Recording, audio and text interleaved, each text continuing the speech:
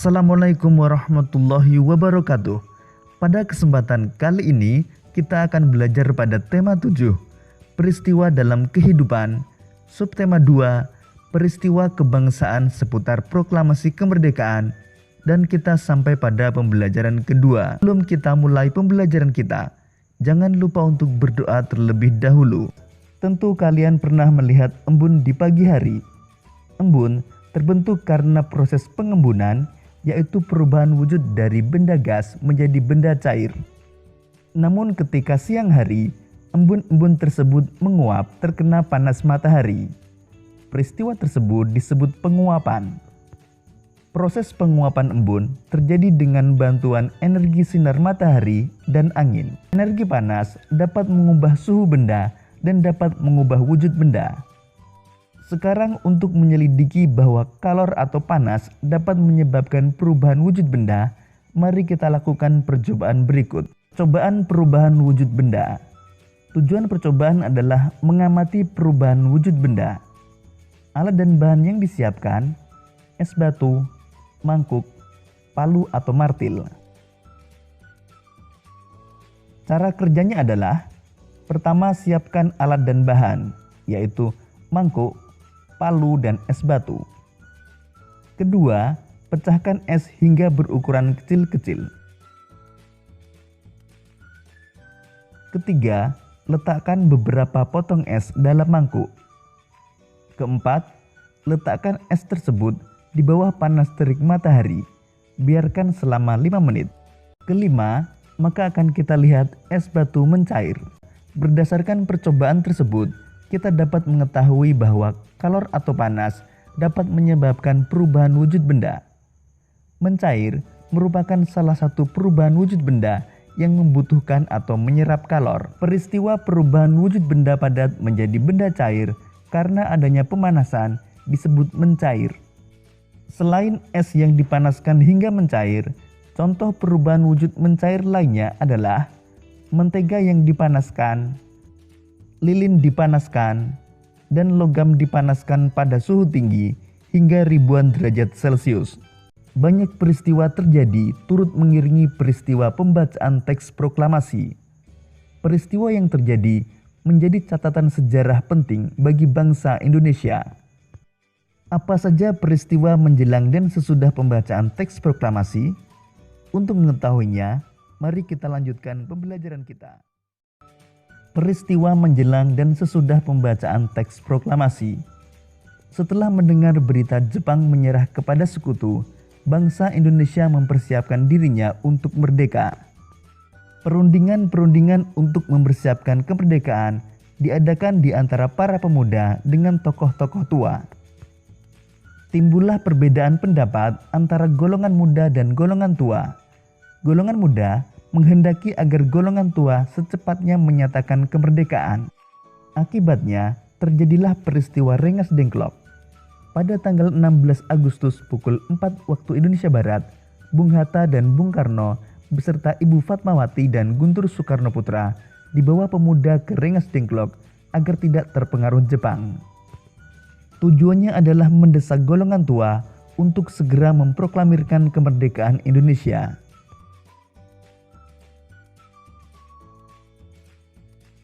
Setelah melalui perdebatan dan ditengahi Ahmad Soebardjo, menjelang malam hari kedua tokoh, Bung Hatta dan Bung Karno, akhirnya kembali ke Jakarta. Rombongan Soekarno-Hatta sampai di Jakarta pada pukul 23 waktu Indonesia Barat. Soekarno dan Hatta setelah singgah di rumah masing-masing, lalu bersama rombongan lainnya menuju rumah Laksamana Maida di Jalan Imam Bonjol nomor 1 Jakarta, atau tempat Ahmad Soebardjo bekerja.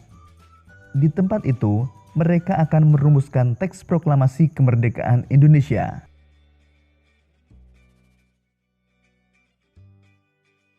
Perumusan sampai dengan penandatanganan teks proklamasi kemerdekaan baru selesai pada pukul 4 dini hari pada tanggal 17 Agustus tahun 1945.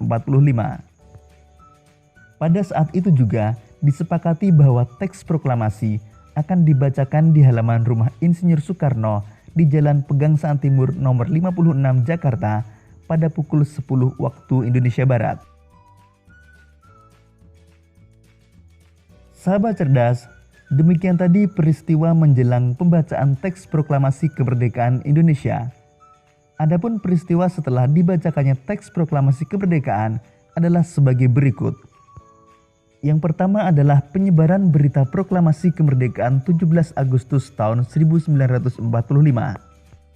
Peristiwa kedua adalah sambutan rakyat di berbagai daerah terhadap proklamasi kemerdekaan Indonesia. Penyebaran berita proklamasi kemerdekaan Indonesia dilakukan dengan berbagai cara. Pertama, para pemuda menyebarkan berita proklamasi melalui pamflet, mengadakan pertemuan, dan menulis pada tembok-tembok. Disiarkan melalui siaran radio Damai, sekarang Kantor Berita Antara. Proklamasi kemerdekaan Indonesia juga disebarkan melalui beberapa surat kabar. Harian Suara Asia di Surabaya adalah koran pertama yang menyiarkan berita proklamasi. Pihak pemerintah Republik Indonesia juga menugaskan para gubernur yang telah dilantik pada tanggal 2 September tahun 1945 untuk menyebarluaskan berita proklamasi kemerdekaan Indonesia di wilayahnya. Sambutan rakyat di berbagai daerah terhadap proklamasi kemerdekaan Indonesia antara lain rapat raksasa di lapangan Ikada, Jakarta pada tanggal 19 September tahun 1945 menyambut kemerdekaan. Kemudian usaha menegakkan kedaulatan juga terjadi di berbagai daerah dengan adanya tindakan heroik di berbagai kota yang mendukung proklamasi kemerdekaan Indonesia. Antara lain di kota Yogyakarta, Semarang, Surabaya, Aceh, Bali, Palembang, Kalimantan, Bandung, Makassar, Lampung, Solo, Sumatera Selatan, dan Sumbawa.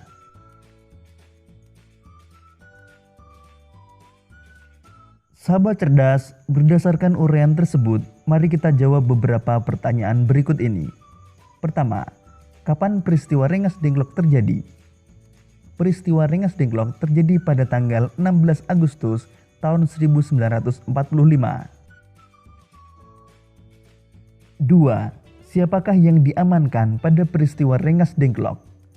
Yang diamankan pada peristiwa Rengas Dengklok adalah Bung Hatta dan Bung Karno beserta Ibu Fatmawati dan Guntur Soekarno Putra. 3. Siapakah yang memelopori peristiwa Rengas Dengklok? Peristiwa Rengas Dengklok dipelopori oleh para tokoh pemuda. 4. Apa tujuan peristiwa Rengas Dengklok? Tujuan peristiwa Rengas Dengklok adalah mengamankan Bung Karno dan Bung Hatta agar tidak terpengaruh oleh Jepang, serta mendesak golongan tua untuk segera memproklamirkan kemerdekaan Indonesia. 5. Apa yang terjadi di Rengas Dengklok? Di Rengas Dengklok terjadi perdebatan antara golongan tua dengan golongan muda berkaitan dengan waktu pelaksanaan proklamasi kemerdekaan. 6. Apa hasil kesepakatan pada peristiwa Rengas Dengklok? Setelah melalui perdebatan dan ditengahi Ahmad Soebardjo, menjelang malam hari kedua tokoh, Bung Hatta dan Bung Karno, akhirnya kembali ke Jakarta. Rombongan Soekarno-Hatta sampai di Jakarta pada pukul 23 waktu Indonesia Barat. Kemudian melakukan perumusan teks proklamasi di Rumah Laksamana Maeda di Jalan Imam Bonjol nomor 1 Jakarta. Sahabat cerdas, demikian tadi peristiwa menjelang dan sesudah pembacaan teks proklamasi. Selanjutnya, kita akan belajar tentang bentuk karya tari. Musik dan tari merupakan satu kesatuan yang tidak dapat dipisahkan. Musik dapat mengatur tempo gerak, sebagai pengiring, memberikan suasana, dan sebagai ilustrasi untuk mempertegas ekspresi gerak. Selain musik atau iringan tarinya, keindahan gerak tari juga dapat dilihat dari pola lantai saat penari memperagakan gerak tari. Pola lantai adalah garis-garis yang dilalui oleh penari dari perpindahan tempat satu ke tempat lain pada saat melakukan gerak tari.